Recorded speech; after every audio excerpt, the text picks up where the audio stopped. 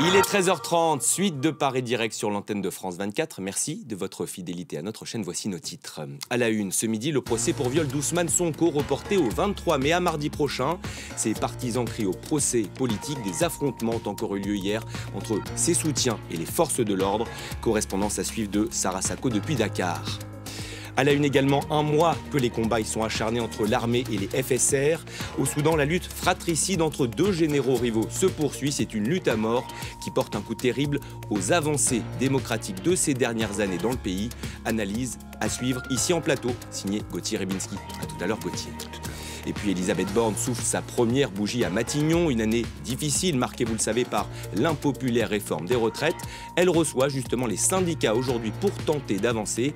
Pas une mince affaire, décryptage Flore Simon tout à l'heure dans la chronique politique. À tout à l'heure, Flore.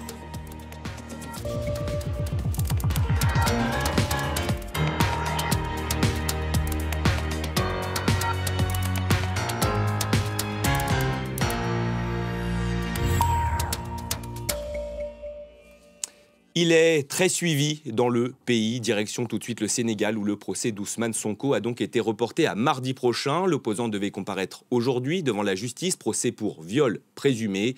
Ses soutiens, eux, je vous le disais, le clament haut et fort. Ce n'est ni plus ni moins qu'un stratagème du pouvoir pour l'écarter de la course à la prochaine présidentielle. Hier, des heurts ont encore éclaté dans son fief entre ses partisans et les forces de l'ordre. Sarah Sako est devant le palais de justice de Dakar pour France 24. Le juge a appelé l'affaire et l'a aussitôt reportée pour une raison de procédure. Il a constaté l'absence d'Ousmane Sonko, mais n'a pas demandé plus de détails, n'a pas demandé les raisons aux avocats de l'accusé. Alors, Adji Sarr, qui est la plaignante, l'employée du salon de massage qui accuse Ousmane Sonko de viol, était-elle bien présente, vêtue d'une longue robe blanche et devant une salle à moitié vide. Les avocats d'Ousmane Sonko ont d'abord essayé d'obtenir un report plus long, un mois, 45 jours, ont-ils dit, pour permettre aux avocats nouvellement constitués de l'accusé de s'imprégner de ce dossier très dense avec des pages et des pages de témoignages et de procédures. Les avocats d'Adji Sarr, à savoir Maître El Hadji Diouf, s'y est opposé. Nous sommes prêts depuis 2 ans, a-t-il dit. Il y a eu des morts hier en Casamance. Il faisait référence aux heurts dont vous avez parlé. Il faut qu'on en finisse, a-t-il tonné. Alors, Ousmane Sonko sera-t-il présent mardi prochain? Nous avons posé la question à l'un de ses avocats. Maître Ngom nous a répondu en affirmant qu'Ousmane Sonko n'avait pas reçu de convocation. Et, dit-il, Ousmane Sonko sera présent si et seulement si sa sécurité est assurée, s'il ne subit pas de brimade, si sa maison n'est pas barricadée et si sa liberté d'aller et de venir est assurée. Et vous l'avez brièvement évoqué, Sarah, ce procès, il a encore suscité hier de vives tensions dans la rue. Tout à fait, particulièrement dans le sud du pays, à Ziguinchor, la ville dont Ousmane Sonko est maire, où il se trouve depuis une dizaine de jours. Là-bas, des heurts ont éclaté entre jeunes qui se sont massés devant son domicile pour s'interposer en cas d'arrestation de leur leader et les forces de sécurité. 3 morts, donc au total, dans les échauffourées d'hier, confirmés par le ministère de l'Intérieur. Hier également, il y a eu quelques incidents dans plusieurs quartiers de Dakar. Et ce matin, à l'annonce de l'ouverture du procès, les forces de sécurité étaient déployées dans la capitale. Les écoles ont annoncé leur fermeture ainsi que de nombreux commerces.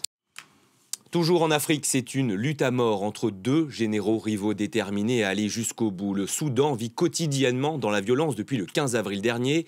D'un côté, pour rappel, l'armée du général Al-Bourhan, de l'autre, les forces de soutien rapide, les FSR, de son ancien bras droit qu'on appelle Emeti. Des combats qui ont fait des centaines de milliers de déplacés et de réfugiés et qui ont aggravé la situation humanitaire là-bas. Elle est désormais catastrophique. Ce sont des termes employés par l'ONU. Bonjour Gauthier. Bonjour Florent. Un mois de combat donc. Il est important de rappeler qui sont les deux acteurs et quelle place ils occupent aussi au Soudan avec leurs soutiens étrangers qui sont différents.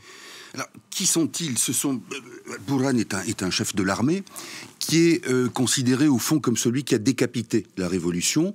Mais Hemeti n'est pas très différent. Ce sont deux hommes d'ailleurs qui se sont connus au Darfour, et vous savez ce que le Darfour a été, 300 000 morts, avec, si vous voulez, l'idée pour les troupes de Hemeti et du FSR de prendre leur revanche sur précisément la notoriété, la réputation déplorable, et pour cause elle était justifiée, que ces hommes avaient acquise au Darfour, et d'une certaine manière, en montrant qu'ils veulent être les plus forts par rapport à Al-Burhan, il y a la volonté finalement d'écraser toute cette réputation, enfin l'écraser, oui, c'est-à-dire en écrasant encore plus la révolution, mais de se payer sur la bête en quelque sorte et de prendre une revanche.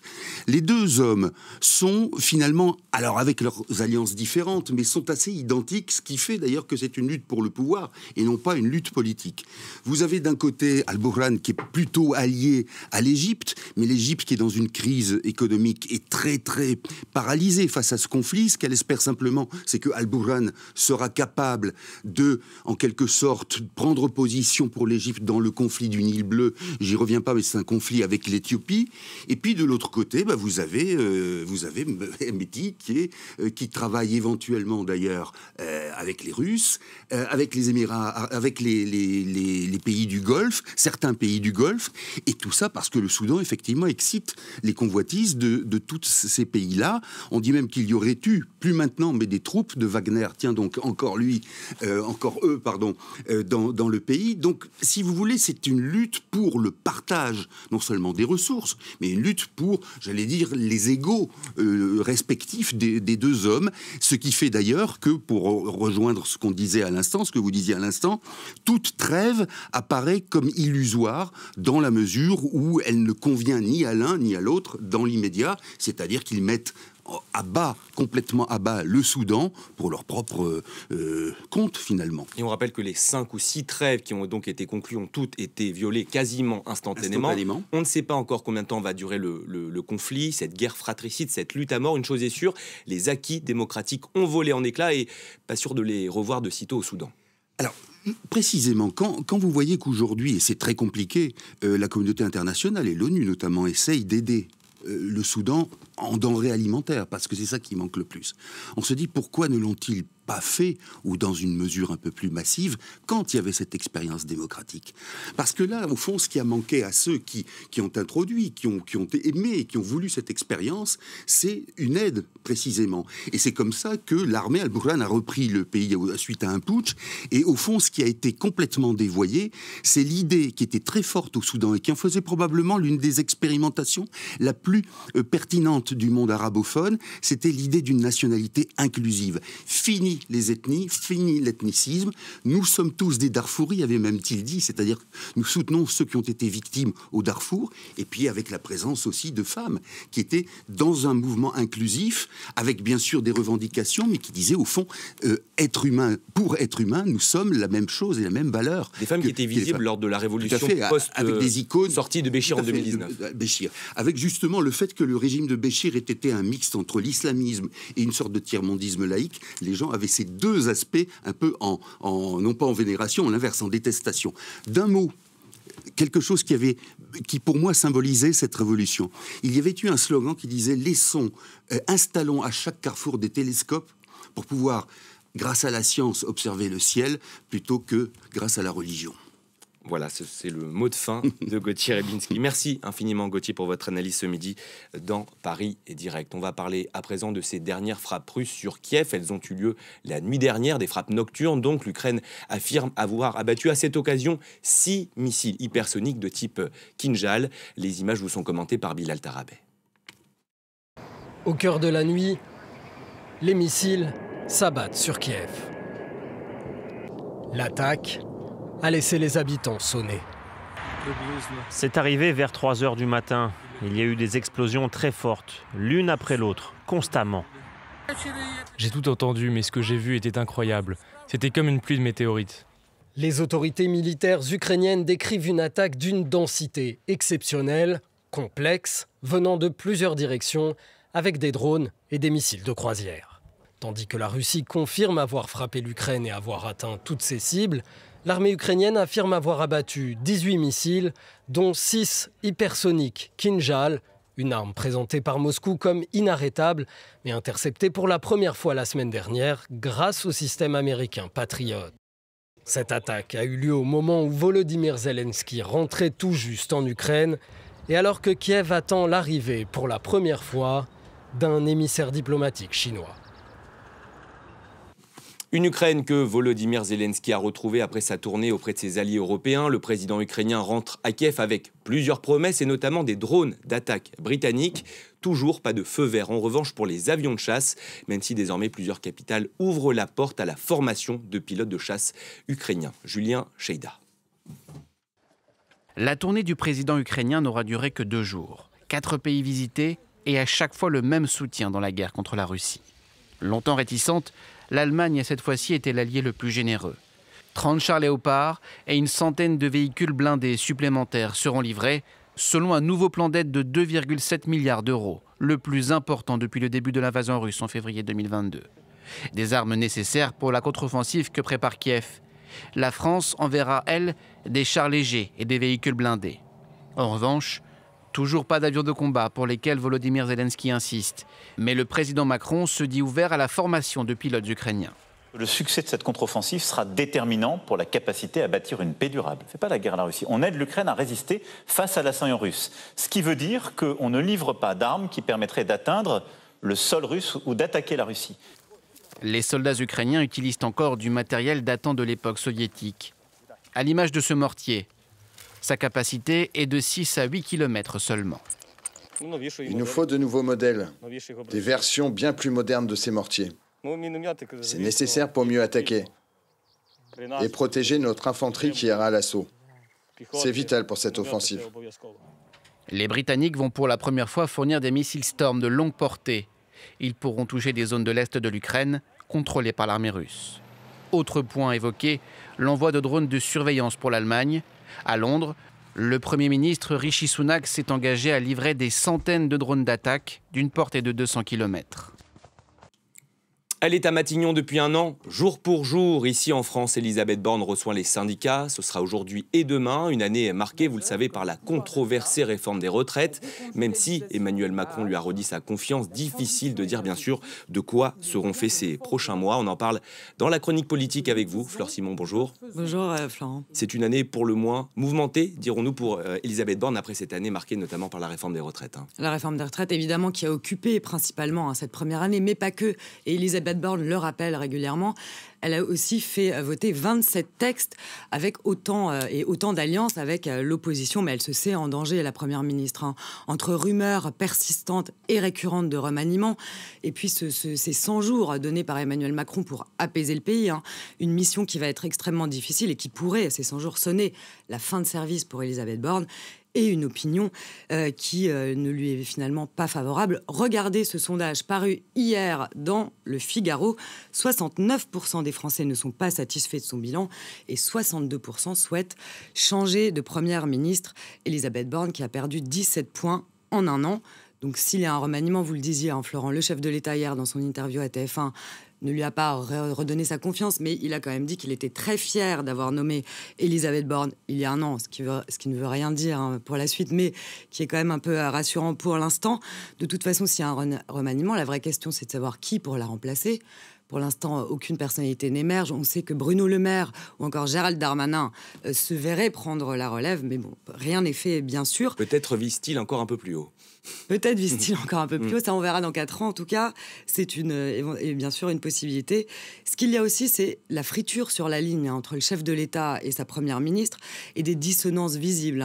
Je vais vous en rappeler quelques-unes. Sur le 49.3, elle a dit « Je ne l'utilisais plus hors texte budgétaire » dans une interview à l'AFP. Ce qui a rendu l'Élysée furieux. Ensuite, sur la loi immigration, elle avait prévu de la repousser en septembre. Volte-face, la semaine dernière, le chef de l'État, lui, veut en discuter dès l'été. Et puis sur les baisses d'impôts, elle n'y était pas favorable. Et on va en parler tout à l'heure. Emmanuel Macron a annoncé hier des baisses d'impôts pour la classe moyenne. Donc malgré ces difficultés, Elisabeth Borne l'a redit au journal du dimanche. Elle tient à rester à ce poste. Alors on va s'intéresser à son programme aujourd'hui. Sa première bougie, elle va la souffler donc avec les syndicats. Bon, pas forcément le meilleur anniversaire pour elle. Est-ce qu'on va passer à la suite? L'exécutif le souhaite, bien sûr. Évidemment, Elisabeth Borne tient absolument à apaiser les tensions avec les syndicats. Elle a besoin, bien sûr, de renouer le dialogue avec ces syndicats. Alors déjà, les réunions vont être en tête-à-tête. Évidemment, c'est plus prompt à un dialogue serein. Plus d'intersyndical, donc. Plus d'intersyndical, plus de réunions avec tout le monde. Elle reçoit ce soir FO, puis la CFDT, Laurent Berger. La Première ministre se dit prête à écouter les propositions des syndicats. Et elle n'a pas mis d'ordre du jour, d'ailleurs, puisque les syndicats vont arriver avec leurs propositions. Malgré le souhait persistant des syndicats de voir retirer la réforme des retraites, mais ils le savent, ça n'arrivera pas, a priori ça n'arrivera pas, ils arrivent quand même en position de force. Leur union fait quand même leur force, et puis les mobilisations qui ont été extrêmement réussies ces derniers jours leur donnent aussi de quoi arriver assez fort dans ces réunions et de poser certaines conditions sur la table. Écoutez, Laurent Berger, c'était ce matin. Ça ne sera pas comme avant. Ouais. C'est clair, il y a un ressentiment, une colère dans le monde du travail, sentiment d'avoir été maltraité, sentiment justifié. Et donc, ce qu'on va dire à la Première ministre, c'est d'abord, on va lui parler des retraites, en disant qu'il y a un nouveau rendez-vous à l'Assemblée nationale le 8 et qu'il faut laisser le vote d'une proposition de loi. Il faut laisser faire ce rendez-vous, voilà. Et on va lui dire, il faut aussi réparer ce que vous avez un peu abîmé. Quand vous êtes syndicaliste, vous êtes prêt à avancer sur l'action des salaires. Ouais. Il y a un problème salarial, il y a un problème de conditions de travail, d'organisation du travail, il y a des problèmes de protection sociale. On sent l'après se profiler quand on écoute Laurent Berger, mais l'intersyndicale ne s'avoue pas vaincu. Il leur reste une dernière journée de mobilisation le 6 juin, 2 jours avant cette proposition de loi du groupe Lyotte qui sera de faire voter d'abroger en fait la réforme des retraites, ce qui fait un peu trembler l'exécutif quand même. Une chose est sûre, Emmanuel Macron est sur tous les fronts. Il a donné 4 interviews en 5 jours. Il est à l'offensive post-réforme, dirons-nous. Oui, Macron veut fixer le cap de l'après-retraite lui-même. Alors, on l'a vu, le chef de l'État fait des annonces dans tous les secteurs ces dernières semaines, ces derniers jours. Le travail, l'école, la réindustrialisation et enfin, la classe moyenne, celle qu'il estime, je le cite, trop riche pour être aidée, mais pas assez pour bien vivre. Emmanuel Macron leur a promis hier sur TF1 une baisse d'impôts de 2 milliards dans les 4 ans à venir. Écoutez-le. Il y a 2 milliards de baisse d'impôts pour les ménages. Ces 2 milliards, j'ai demandé au gouvernement de me faire des propositions pour qu'il se concentre sur ces classes moyennes, vous l'avez très bien dit, c'est-à-dire les Françaises et les Français qui travaillent dur, qui veulent bien élever leurs enfants et qui aujourd'hui, parce que le coût de la vie a monté, parce que la dynamique des salaires n'est pas toujours là, ont du mal à boucler la fin du mois. L'objectif aussi, Florent, c'est de reconquérir ces classes moyennes qui se sont largement détournées du chef de l'État pendant cet épisode, pendant ces 4 mois d'épisode de la réforme des retraites et qui ont beaucoup manifesté. Alors Emmanuel Macron, en effet, qui revient sur le devant de la scène, il a été assez effacé pendant les débats sur la réforme des retraites. Il avait même avoué une erreur de ne pas avoir été assez présent. Il est maintenant omniprésent, quitte à laisser dans l'ombre les ministres concernés. Voilà donc pour ce premier anniversaire d'Elisabeth Borne à Matignon. Merci beaucoup, Fleur, pour votre chronique. Ce sont des chiffres qui font froid dans le dos. Vous allez en convenir, en 40 ans, l'Europe a perdu 800 millions d'oiseaux. Vous avez bien entendu, c'est un quart de sa population de volatiles. Une étude choc a été publiée hier. Elle rassemble des données à travers le continent pour comprendre les raisons derrière cette chute. La principale, c'est l'agriculture intensive et dans une moindre mesure, on va en parler, le réchauffement climatique et l'urbanisation. C'est l'objet du billet science ce midi de Shirley Sidbon. Bonjour Shirley. Bonjour. Il faut le dire, le phénomène n'est pas nouveau, mais l'étude révèle finalement l'ampleur de ce phénomène et l'impact de chaque cause. Tout d'abord, pour quelles raisons l'agriculture intensive est-elle pointée du doigt aujourd'hui dans ce rapport ? Eh bien, notamment parce qu'elle utilise des pesticides, parce qu'elle est très mauvaise pour la biodiversité, qui est cruciale pour les oiseaux, notamment pour les oisillons. Alors, on va voir quelques images et les spectateurs habituels de France 24 et notamment d'Élémentaire vont avoir une impression de déjà-vu puisque Marina Bertsch a souvent travaillé sur ces questions et donc l'agriculture a été depuis longtemps pointée du doigt. Les chiffres n'étaient pas aussi impressionnants à l'époque, ils étaient impressionnants mais pas autant qu'aujourd'hui. Et donc, vous l'avez dit, à peu près 20 millions d'oiseaux perdus par an. Et donc, sur 40 ans, presque 800 millions. C'est une étude qui est parue aux États-Unis, mais qui utilise finalement une cinquantaine de chercheurs à travers l'Europe. Tous les oiseaux ne sont pas logés à la même enseigne, et donc c'est un problème qui concerne les méga-fermes notamment. Alors, écoutons un chercheur du CNRS qui explique sur le terrain pourquoi les méga-fermes, les pesticides sont si mauvais pour les oiseaux. On pourrait presque le qualifier de désert ornithologique et désert biologique de manière plus générale. Il y a très peu de diversité de cultures. On a du blé d'un côté et deux labours de l'autre. Aucun arbre, aucune haie, aucun arbuste. Et même les bandes enherbées qui bordent les parcelles sont très étroites. Elles font moins d'1 mètre. Il n'y a pratiquement aucune fleur dessus, donc il n'y a pas d'insectes. Donc il n'y a ni nourriture, ni diversité d'habitat. Donc il y a très très peu d'oiseaux. Alors, il faut le dire, certaines espèces sont bien sûr plus concernées que d'autres. Pourquoi certaines espèces s'adaptent-elles mieux que d'autres? Est-ce qu'on le sait? Oui, alors par exemple, nous avons parlé de l'agriculture. Eh bien, les espèces qui vivent dans les zones rurales, finalement, sont les plus touchées. Ils disparaissent à 57% de moins pour donc les oiseaux qui vivent dans les milieux agricoles, pour ces raisons que nous venons d'évoquer. Mais il y a également les villes qui sont également un milieu hostile pour les oiseaux. Il y a le béton, il y a la nourriture qui est mauvaise, il y a la pollution, il y a également le réchauffement climatique. Donc, dans les milieux urbains, c'est moins 28%. Dans les milieux forestiers, moins 18%, parce qu'il y a de moins en moins de forêts. Et donc, c'est assez inégal. Il y a également des oiseaux qui sont plus frêles en quelque sorte, l'alouette, le gobe-mouche gris, le moineau domestique. Et puis les oiseaux qui vivent dans le froid, normalement, sont très touchés puisqu'il y a une cumulation finalement des phénomènes, non seulement les pesticides, mais moins de biodiversité, mais également un réchauffement climatique. Et donc, par exemple, c'est moins 40% en général pour les oiseaux qui vivent dans le froid et moins 18% pour les oiseaux qui vivent dans les zones plus chaudes. C'est donc une inégalité entre les différentes espèces, mais globalement, tout le monde est touché en ce qui concerne les populations, sauf peut-être celles qui sont vraiment méridionales, qui finalement arrivent à s'adapter très facilement. Alors bien sûr, les scientifiques tentent d'apporter des solutions pour que ralentisse en tout cas cette disparition des animaux. Que préconisent-ils aujourd'hui, Shirley ? Alors, la seule solution qui apporte vraiment des résultats, ce serait de changer l'agriculture, d'avoir moins de chimie pour qu'il y ait plus de biodiversité, pour qu'il y ait plus d'arbres, pour que les oiseaux et finalement tous les animaux puissent vivre, toutes les espèces. Mais on voit qu'il y a de nombreuses démarches qui sont faites, les différents habitants avec ces nichoirs qui sont mis un peu partout à travers la France et à travers l'Europe. Il y a ce type d'initiative, leur donner de la nourriture qui est bonne, leur donner des espaces qui sont préservés et les protéger des autres espèces invasives. Et puis, il y a également des démarches plus originales. Hier, pour la première fois, aux Pays-Bas, eh bien, les éoliennes ont été arrêtées pendant quelques heures pour laisser passer des oiseaux migrateurs. C'est une première. Ils sont extrêmement fiers de ce geste. Voilà. Ça, c'est pas le ralentissement. Il n'y a pas d'image du ralentissement lui-même. Mais ça permet d'éviter des morts, de préserver quelques oiseaux parce qu'ils arrivent par grands groupes et on peut le prévoir 2 jours à l'avance.